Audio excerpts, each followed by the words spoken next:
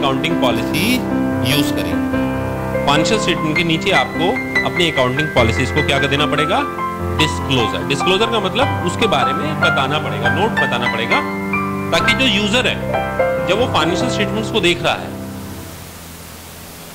तो उसे पता लगे कि आपने कौन कौन सी अकाउंटिंग पॉलिसीज को यूज करा है। जैसे कि आपने डेप्रिसिएशन में कौन से मेथड्स को यूज करा है, ठीक है, जैसे आपने स्टॉक वैल्यूएशन में कौन से मेथड्स, जैसे आपने इन्वेस्टमेंट्स में कौन से पॉलिसीज को यूज करा है। ये बात क्लियर हो गई। तो अकाउंटिंग स्टैंडर्ड 1 आपके कोर्स में है। इसके बाद है accounting standard 2, inventory valuation. Inventory valuation next class में हम लोग अकाउंटिंग स्टैंडर्ड से ही स्टार्ट करेंगे।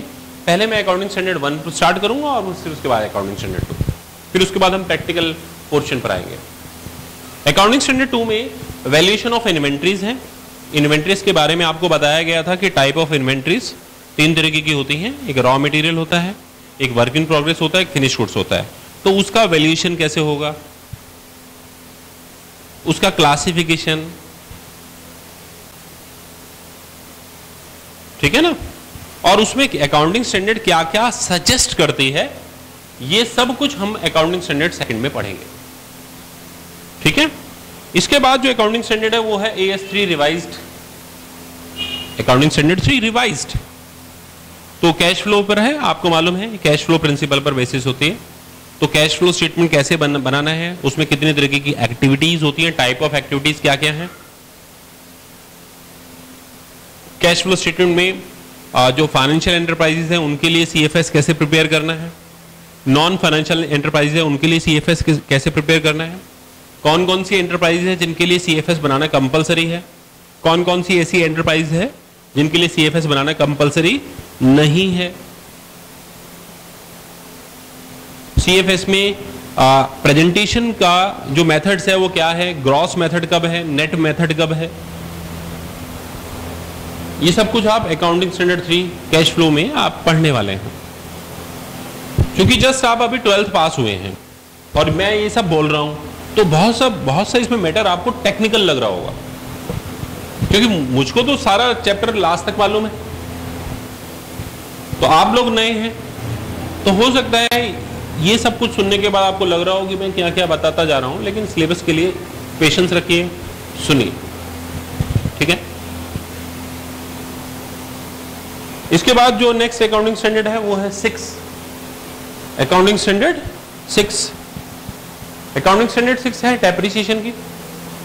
डेप्रिसिएशन की अकाउंटिंग कैसे करनी है, डेप्रिसिएशन के जितना भी डेप्रिसिएशन है वो कौन कौन से मेथड्स काम करेंगे, और डेप्रिसिएशन को जब हम फिक्स्ड एसेट्स में कोई चेंज करते हैं, रिपेयर करते हैं, तो उसमें डेप्रिसिएशन पर क्या इफेक्ट आता है, एसेट्स की लाइफ कैसे चेक करते हैं। तो ये सब कुछ आप अकाउंटिंग स्टैंडर्ड 6 में पढ़ने वाले हैं। अकाउंटिंग स्टैंडर्ड 7 कंस्ट्रक्शन कॉन्ट्रैक्ट्स के लिए है। किसके लिए, कंस्ट्रक्शन कॉन्ट्रैक्ट्स। तो जो कंस्ट्रक्शन कॉन्ट्रैक्ट्स होते हैं उनमें कंस्ट्रक्शन की अकाउंटिंग कैसे करनी है, उसमें प्रॉफिट्स असेटमेंट कैसे करना है, अगर उसकी लाइफ 5 साल है तो उसके लिए हम कैसे उस प्रॉफिट्स को बांटेंगे, एस्टिमेटेड प्रॉफिट कैसे होगा, ये सब अकाउंटिंग स्टैंडर्ड 7 में हम सब पढ़ने वाले हैं। इसके बाद है अकाउंटिंग स्टैंडर्ड 9 रेवेन्यू रिकग्निशन।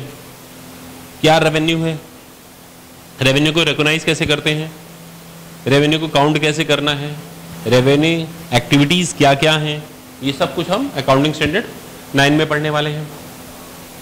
इसके बाद अकाउंटिंग स्टैंडर्ड 10। तो अकाउंटिंग स्टैंडर्ड 10 में फिक्स्ड एसेट्स का अकाउंटिंग है। किसका है, फिक्स्ड एसेट्स का। कि फिक्स्ड एसेट्स की अकाउंटिंग को कैसे करना है, उनको रिकॉग्नाइज कैसे करना है, उनकी अकाउंटिंग कैसे चलेगी, तो ये सब अकाउंटिंग स्टैंडर्ड 10 में। यानी हर अकाउंटिंग स्टैंडर्ड्स एक एरिया कवर करती है। क्या कवर करती है, एरिया, और फिर उस एरिया में जो पॉलिसीज हैं वो डिफाइन होता है। ये एरिया है और इसमें जो पॉलिसीज हैं वो हम पढ़ेंगे। जो एरिया है यानी ये एरिया है कैश फ्लो का, ये एरिया अकाउंटिंग स्टैंडर्ड 6 किसका है, अभी बताया था आप लोगों को, बताइए, डेप्रिसिएशन का। अकाउंटिंग स्टैंडर्ड 7 कंस्ट्रक्शन कॉन्ट्रैक्ट का, accounting standard 9 revenue recognition, accounting standard 10 fixed assets का, और फिर अकाउंटिंग स्टैंडर्ड 13 यह है इन्वेस्टमेंट अकाउंटिंग का। ये एरिया है इन्वेस्टमेंट का। इन्वेस्टमेंट का एरिया हो गया अकाउंटिंग स्टैंडर्ड 13, और इन्वेस्टमेंट का क्लासिफिकेशन वो बताएगा कि कैसे इन्वेस्टमेंट्स को हमने मानना है लॉन्ग टर्म और कैसे करंट इन्वेस्टमेंट मानना है। लॉन्ग टर्म इन्वेस्टमेंट की कैसे वैल्यूएशन चलेगा और करंट इन्वेस्टमेंट्स का कैसे चलेगा। इसके बाद है अकाउंटिंग स्टैंडर्ड 14। ठीक है, ये अकाउंटिंग अमलगमेशन का है। जब एक कंपनी दूसरी कंपनी को एक्वायर करती है तो इसी को प्योरली अमलगमेशन कहते हैं। तो जैसे कि वोडाफोन ने हज को एक्वायर किया था तो ये अमलगमेशन का केस हो गया। तो अमलगमेशन क्या है, टाइप ऑफ अमलगमेशन कितने तरीके का होता है, और उसमें मेथड्स अकाउंटिंग के कौन कौन से हैं, ये सब हम अकाउंटिंग स्टैंडर्ड 14 में हम सब पढ़ने जा रहे हैं। बस यही है आपके कोर्स में जहां तक बात होती है अकाउंटिंग स्टैंडर्ड्स की, अकाउंटिंग स्टैंडर्ड्स की। ठीक है, तो ये आपके कोर्स में यहां पर है। इसके बाद सेकंड जो है वो है कंपनी अकाउंट्स।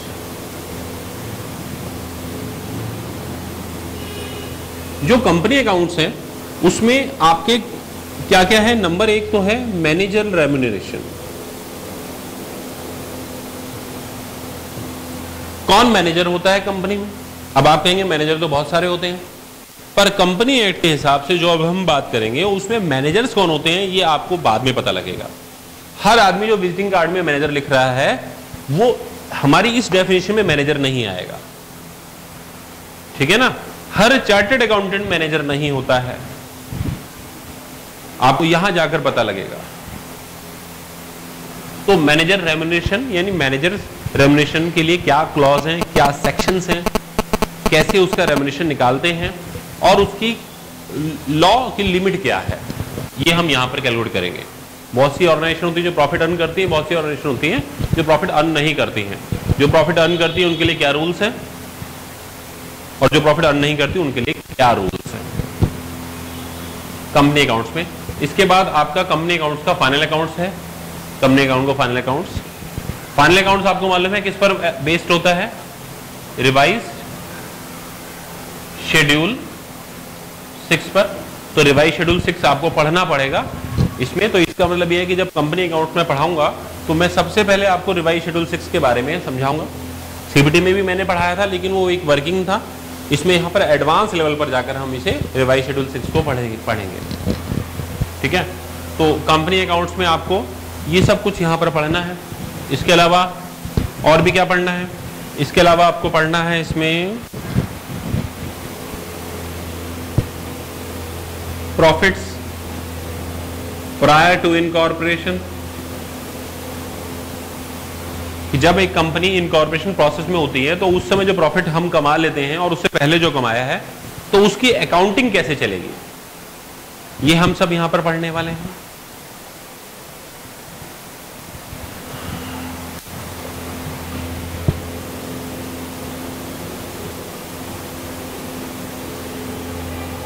इंटरनल रिकंस्ट्रक्शन, जब एक कंपनी का आप जो है अमलगमेशन नहीं होता लेकिन कंपनी अपने आप में इंटरनली रिकंस्ट्रक्ट करती है, तो ये इंटरनल रिकंस्ट्रक्शन कंपनी अकाउंट्स में आप पढ़ने वाले हैं। बहुत ही स्कोरिंग होता है।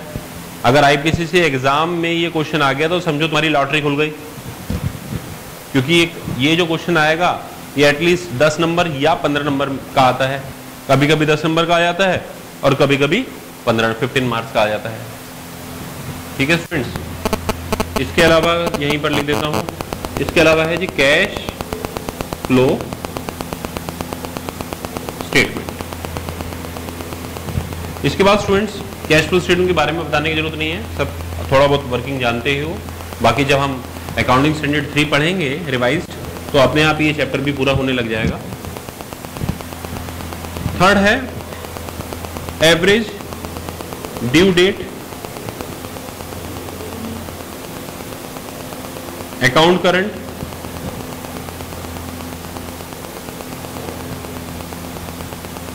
और सेल्फ बैलेंसिंग लेजर। ये क्या है स्टूडेंट्स?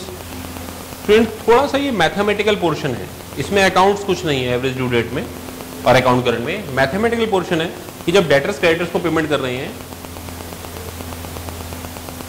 तो जो एक ड्यू डेट है उस ड्यू डेट की एक एवरेज डेट क्या हो जहां पर डेटर्स और क्रेडिटर्स अगर पेमेंट करते हैं तो उनको कोई भी लॉस नहीं होता।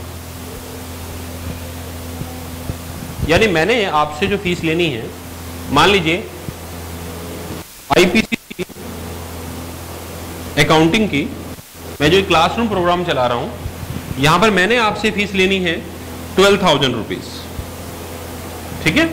और मैंने आपके पेरेंट्स को या आपको यह ऑप्शन दिया कि आप मुझे ये पेमेंट 4,000, 4,000 और 4,000 करके 3 इंस्टॉलमेंट पे कर दें।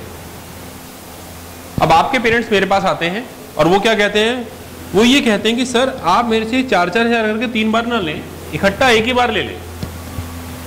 तो बताइए मैं कितना पेमेंट करूं आपको। तो अगर बैंक में रेट ऑफ इंटरेस्ट 6% चल रहा है, तो अगर मैं उनसे 12,000 इकट्ठे ले लूंगा तो क्या वो दे देंगे? बताइए, नहीं देंगे, क्योंकि वो कहेंगे 3 महीने एडवांस में दे दिया, तो इन्हें 3 महीने का इंटरेस्ट काउंट कर रहे हैं वो। और अगर वो 12,000 लास्ट में मुझे दे तो क्या मैं मान जाऊंगा? नहीं, क्योंकि मैं कहूंगा 3 महीने का इंटरेस्ट मेरा जा रहा है। तो यानी बीच की कोई डेट तो ऐसी एवरेज होगी ना कि जहां पर मैं और वो दोनों मान जाएंगे, तो उसी को एवरेज ड्यू डेट कहते हैं, जहां पर दोनों का इंटरेस्ट सेम आएगा। ये बात क्लियर है? उसी के बेस पर, एवरेज ड्यू डेट के बेस पर अकाउंट करंट बनाना और एक दूसरे को अकाउंट्स पेश करना। सेल्फ बैलेंसिंग लेजर का मतलब है कि जो ट्रायल बैलेंस होता है, उस ट्रायल बैलेंस को मैचिंग करने के लिए जो उसको हम बांटते हैं, तो उसकी एक टेक्निक होती है सेक्शन बैलेंसिंग में और सेल बैलेंसिंग की। तो वो हम यहां पर सीखने वाले हैं, ताकि हम एरर्स, जो ट्रायल बैलेंस में जो एरर्स आ जाती हैं, उनको हम जल्दी से लोकेट कर पाए, जल्दी से उसे पकड़ पाए। इसके बाद है students accounting for, not for profit organisation. NPO आप जानते हो, जो ऑर्गेनाइजेशंस होती हैं, आप जानते हैं एनपीओ क्या होती हैं, जैसे क्लब्स। और ज्यादातर ये क्या बनाते हैं, ये बनाते हैं, हाँ जी, ये इनकम और एक्सपेंडिचर अकाउंट बनाते हैं, रिसिप्ट्स और पेमेंट अकाउंट बनाते हैं। तो ये जो संस्थाएं होती हैं, इसमें हमारा आईसीआई स्टैंडर्ड क्या कहता है और इसकी अकाउंटिंग को हमने कैसे बनाना है, और इसमें जो एजुकेशनल इंस्टीट्यूट है, स्कूल है, स्कूल के बुक्स कैसे बनेंगी, एक एजुकेशनल कंसर्न के खाते कैसे बनेंगे, और उसमें जो वेरियस ट्रीटमेंट्स होते हैं वो कैसे करने हैं, फंड अकाउंटिंग कैसे चलेगी, नॉन फंड अकाउंटिंग कैसे चलेगी, ये एडवांस लेवल पर आपको यहां पर पढ़ने को मिलने वाला है। ठीक है स्टूडेंट्स। इसके अलावा आपका आएगा sir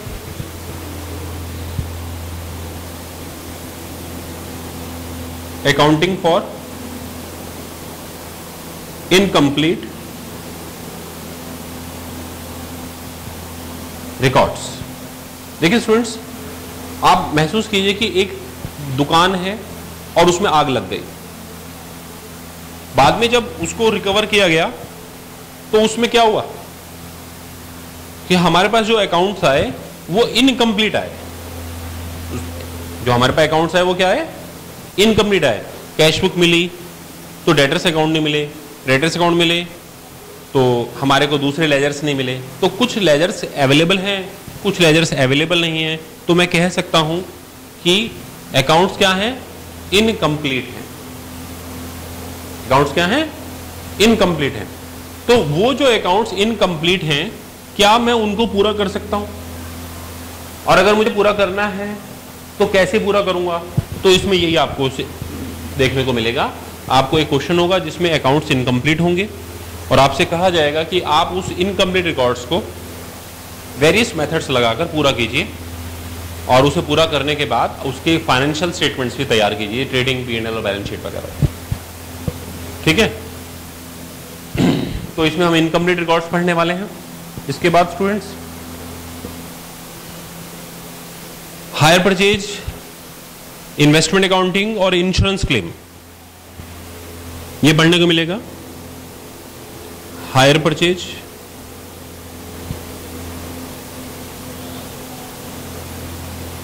insurance claim,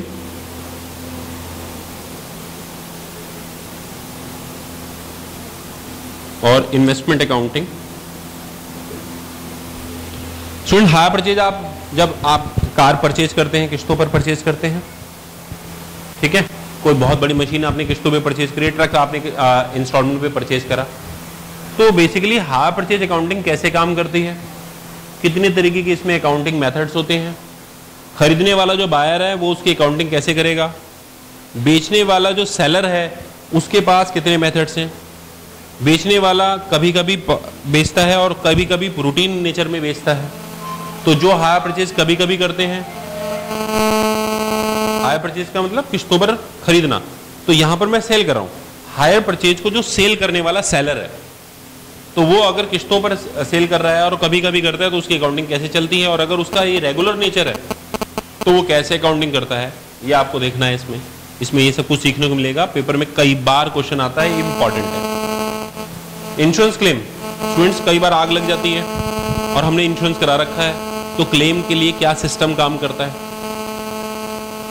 insurance claim दो तरीके का आएगा आपके कोर्स में, एक स्टॉक का और एक प्रॉफिट का, एक स्टॉक का और एक, तो जो स्टॉक में आग लग गई उसके लिए इंश्योरेंस क्लेम क्या है, और जब तक आग लगी रही तो 15-20 दिन आग लगी रही, आग तो एक दिन ही लगी, काम खत्म हो गया, लेकिन वापस रिकवरी में आते आते भाई सब तरफ आग लग गई है, काला काला सब कुछ हो गया है, सामान को बाहर निकालना, व्हाइट वॉश करवाना, फर्नीचर दोबारा लगवाना, सामान को वापस दोबारा से लगाना, और बिजनेस को दोबारा से रूटीन में आते आते टाइम लग जाता है। तो जो रूटीन में आते आते टाइम लगा उसमें 20-25 दिन या 2 महीने या 4 महीने लग जाते हैं। तो वो जो पीरियड है, जो इफेक्टेड पीरियड है, उसमें आप बिजनेस नहीं कर पाए। बिजनेस ना करने से क्या हुआ, सेल कम हुई, लॉस ऑफ स्टॉक और लॉस ऑफ प्रॉफिट है। आप जब चार्टर्ड अकाउंटेंट बन जाओगे और किसी कंपनी में पहुंचते हो और आपके कंपनी में आपसे पूछा जाता है कि बताइए हम कितने का इंश्योरेंस करवाएं, बताइए हम स्टॉक का कितना इंश्योरेंस करवाएं, बताइए लॉस ऑफ प्रॉफिट का कितना इंश्योरेंस कराएं, तो ये आपको इस चैप्टर को पढ़ने से पता लगेगा कि उस कंपनी में जाके आपने क्या सजेशन करना है, ताकि इंश्योरेंस ज्यादा ना हो जाए, ओवर इंश्योरेंस ना हो जाए, और ताकि इंश्योरेंस कम भी ना हो जाए, अंडर इंश्योरेंस ना हो जाए। तो वो आपको इंश्योरेंस क्लेम चैप्टर में पढ़ने को मिलेगा। इन्वेस्टमेंट अकाउंटिंग, जैसा कि AS 13 में मैं बता ही चुका हूं कि इन्वेस्टमेंट्स की अकाउंटिंग स्टैंडर्ड 13 पर बेस्ड है। अकाउंटिंग स्टैंडर्ड 13 पढ़ेंगे तो इन्वेस्टमेंट अकाउंटिंग अपने आप आ जाएगा। इसे हम सेपरेटली पढ़ेंगे क्योंकि ये थ्योरेटिकल वर्जन है और ये प्रैक्टिकल वर्जन है। ठीक है स्टूडेंट्स। इसके अलावा फिर आपके पास है स्टूडेंट्स पार्टनरशिप। पार्टनरशिप में आपके फंडामेंटल्स, एडमिशन, रिटायरमेंट और डेथ है ग्रुप 1 में, और डिसॉल्यूशन ग्रुप 2 में। जो अभी तक पढ़ा है सब कुछ वही है जैसा आपने 12th क्लास में पढ़ा था, लेकिन एडवांस एप्लीकेशन इसमें आ जाएंगे। ठीक है, तो एडवांस वर्जन पार्टनरशिप में आ जाएगा। कुछ सेक्शंस हैं जो इंडियन पार्टनरशिप एक्ट में दिए हुए हैं, उनको कैसे अप्लाई करना है अकाउंटिंग में आपको यह सीखना है। और इसके बाद last accounting under computerised environment. तो कंप्यूटर अकाउंटिंग कैसे चलानी है ये आपको देखना है। तो इसमें कंप्यूटर अकाउंटिंग में क्या क्या कंप्यूटर सिस्टम्स होते हैं, क्या क्या अकाउंटिंग सॉफ्टवेयर्स हैं, कितने तरीके के अकाउंटिंग सॉफ्टवेयर्स होते हैं, अकाउंटिंग सिस्टम कैसे काम करते हैं, एक छोटी फर्मों में अकाउंटिंग कंप्यूटराइज कैसे है, बड़ी फर्म में अकाउंटिंग कंप्यूटराइज कैसे है, ये सब थ्योरेटिकल वर्जन है। क्या है? Theoretical version.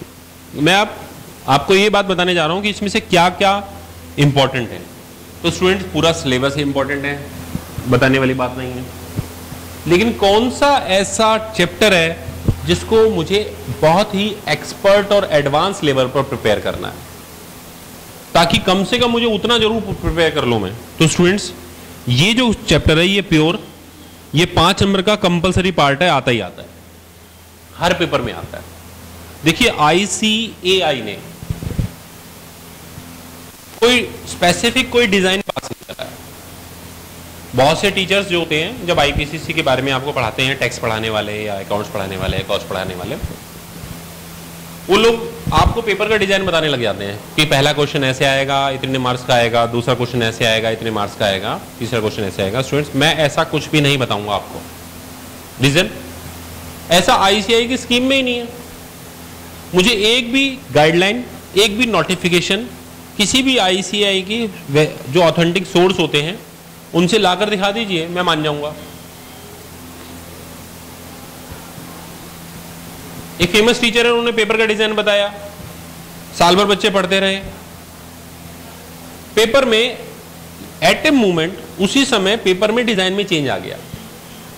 तो जो स्टूडेंट्स पेपर का डिजाइन लेकर पूरे जो है 3-4 महीने की ट्रेनिंग के दौरान पढ़े और जब पेपर देने गए तो उनका माइंडसेट चेंज हो गया, क्योंकि वो मानकर चले थे कि ये क्वेश्चन ऐसे ऐसे ही आएंगे, और पेपर में जाकर उनको डिजाइन अलग मिल गया। तो जो टीचर ने डिजाइन बताया था वो मिला ही नहीं, और उस साल अकाउंटिंग में बहुत सारे बच्चे फेल हुए। रीजन, मेंटली प्रिपेयर नहीं थे वो लोग। तो मैं तो ये कहता हूं कि जब आप पढ़ो तो आपने पढ़ना है ये मानते हुए कि पेपर का डिजाइन हर बार चेंज होकर आएगा। आप ये मानकर पढ़ो, आप ये मानकर सिर्फ मेरा अकाउंट्स मत पढ़ो, सारे सब्जेक्ट्स पढ़ो कि पेपर का डिजाइन कुछ भी आ सकता है। बस ये प्रिपेयर होकर पढ़ो, मेंटली प्रिपेयर होकर पढ़ो कि आप हर डिजाइन के लिए तैयार हो। अगर आप ये मानकर CA का पेपर देने जाएंगे स्टूडेंट्स, तो फ्रेंड्स मैं आपको सच बात कह रहा हूं, आप हर हालत में फर्स्ट अटेम्प्ट में पास होकर आएंगे। ठीक है स्टूडेंट्स, तो आप ध्यान रखिएगा मेरी बात का कि आपको किसी डिजाइन को माइंड में ऑक्यूपाई नहीं करना। पेपर से पहले 15 मिनट पहले IPC का पेपर मिलता है, आराम से पढ़ने के लिए मिलता है। उस 15 मिनट में आराम से पढ़िए, उसी में डिजाइन को स्टडी कीजिए और अपना तैयार हो जाइए।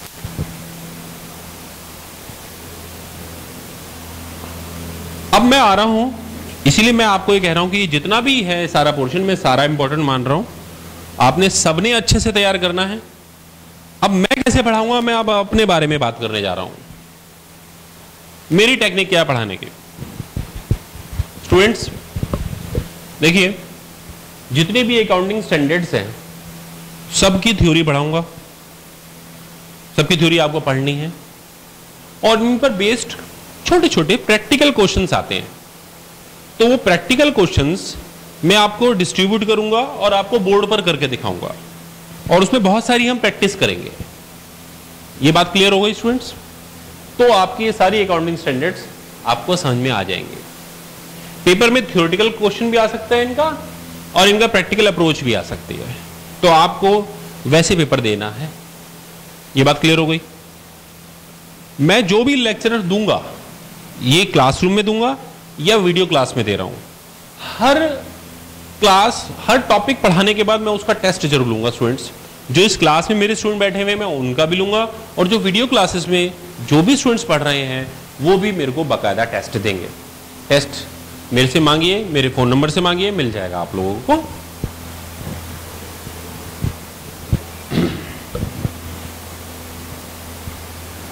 ये पोर्शन खत्म होता है।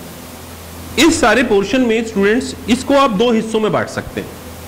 कितने पार्ट में? 2 पार्ट में। एक प्रैक्टिकल पार्ट, जैसा कि आप लोगों को आदत है 11th का अकाउंट्स करने की, 12th का अकाउंट्स करने की, अपना फर्स्ट ईयर सेकेंड ईयर का अकाउंट्स लिखने की। एक तो वो पोर्शन, जो स्टूडेंट्स वैसा क्वेश्चन करेंगे, आप यकीन मानिए अगर उनका आंसर बिल्कुल करेक्ट भी है तो भी उनको पूरे मार्क्स नहीं मिलेंगे। बस यही CA अप्रोच है। CA अप्रोच यहीं पर आकर अलग हो जाती है। आपने अकाउंटिंग लिखनी है, लेकिन अकाउंटिंग स्टैंडर्ड के डिजाइन और गाइडलाइन के साथ। ये जितनी भी अकाउंटिंग स्टैंडर्ड है, उन अकाउंटिंग स्टैंडर्ड को फॉलो करते हुए आप अकाउंटिंग लिखेंगे। और जहां जहां पर अकाउंटिंग स्टैंडर्ड का एक्सप्लेनेशन होना चाहिए, वहां वहां आप अकाउंट्स बनाने के बाद उसके नीचे अकाउंटिंग स्टैंडर्ड का एक्सप्लेनेशन बताएंगे, आप अपने कमेंट्स बताएंगे। You are going to become future chartered accountant and the main area of the chartered accountant is auditing. It means आपको कमेंट करना है। क्या करना है? तो जितने भी क्वेश्चंस हैं उनमें जहां जहां पर कमेंट्स रिक्वायरमेंट होगी, तो एग्जामिनर आपसे कमेंट मांगते हैं। Comment on the basis of accounting standards, comments on the basis of various law, income tax law, company law, taxation, others law, जो भी आपके कोर्स में है, कंपनी लॉ, इनके बेस पर जो भी नॉलेज बनती है आपको वो नॉलेज एक्सप्लेनेशन में लिखनी है, तब आपके पूरे मार्क्स आएंगे। समझ में आ गया स्टूडेंट्स? क्लियरिटी है माइंड में? तो मैंने आपको बताया पेपर करना कैसे है।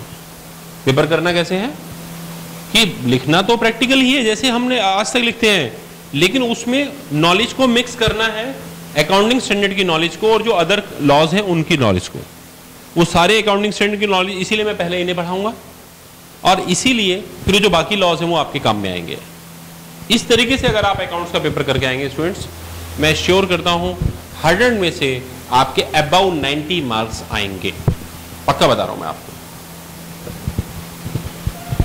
इस सेंटर में जो अभी लेटेस्ट रिजल्ट आया था पिछली बार, तो यहां पर 88 हाईएस्ट आया था, जो अभी लेटेस्ट अभी आया था यहां पर इस सेंटर पर। और इस सेंटर पर परफॉर्मेंस बढ़ती जा रही है। इससे प्रीवियस था 86 और उससे प्रीवियस था 81 और अभी 5 अगस्त को फिर से रिजल्ट आ रहा है और मैं आपको बताऊंगा कि रिजल्ट अब की बार उससे ज्यादा आएगा। मैं हर बार नए टारगेट्स बना लेता हूं, तो अब की बार टारगेट्स है 90, 94, 95 इस सेंटर पर जहां पर मैं पढ़ा रहा हूं।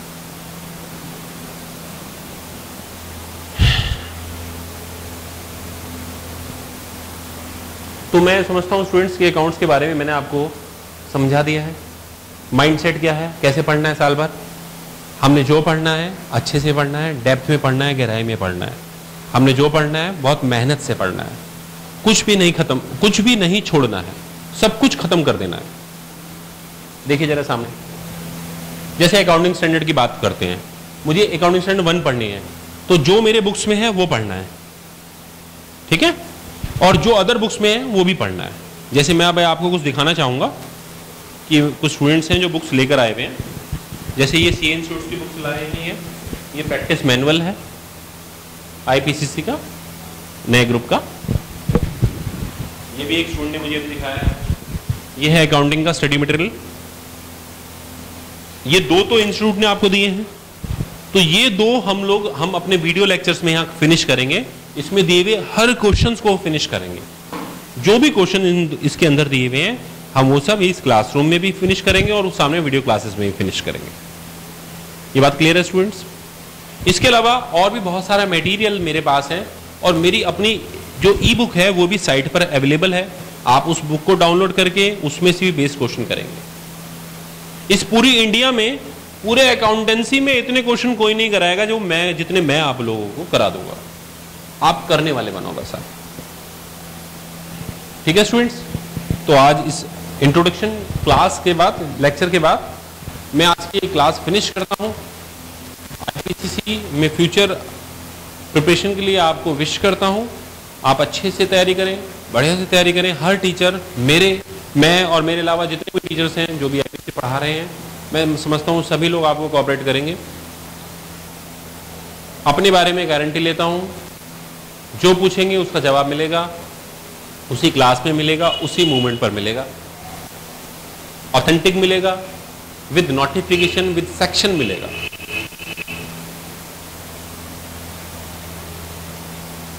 नेक्स्ट क्लास में हम लोग अकाउंटिंग स्टैंडर्ड पर आने वाले हैं। अकाउंटिंग स्टैंडर्ड को स्टडी करेंगे, पढ़ेंगे हम लोग। IPCC में अच्छे मार्क्स का एक ही गुरु मंत्र है स्टूडेंट्स, वो है टेस्ट। कि जब क्लास खत्म हो जाए तो टेस्ट जरूर लेना है।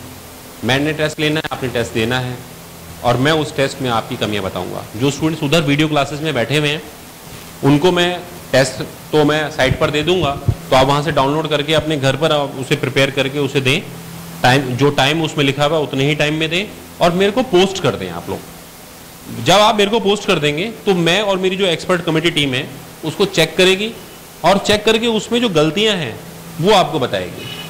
मेनली स्टूडेंट्स पेपर में how to present your answer, it is the most important point for students. और यही एक टीचर ने बताना है आपको कि कैसे आपको प्रेजेंट करना है आपका प्रेजेंटेशन आंसर। तो आप लोग अपने आंसर शीट मुझे भेजिएगा, ठीक है? फ्यूचर क्लासेस में मैं आपको फ़ोन नंबर्स, एड्रेसेस सब दे दूंगा। तो आज इस लेक्चर को मैं फिनिश करता हूं। तो आप ये सब मैंने आपको बता दिया है और जितना भी मुझे अपने गाइड करना था वो सब मैं बता चुका हूं। तो आज इस क्लास को हम यहीं फिनिश करते हैं। Good luck. मिलेंगे हम नेक्स्ट क्लास में, अगले लेक्चर में। तब तक के लिए ऑल द बेस्ट। मैं Prashant Bhardwaj, Debit Credit Classes Private Limited से आप लोगों का स्वागत करता हूं और आगे आईपीसीसी के लिए टिल एग्जाम तक, पेपर के दिन तक, पेपर के टाइमिंग तक आपके लिए अवेलेबल हूं। ठीक है, all the best, thank you, good bye.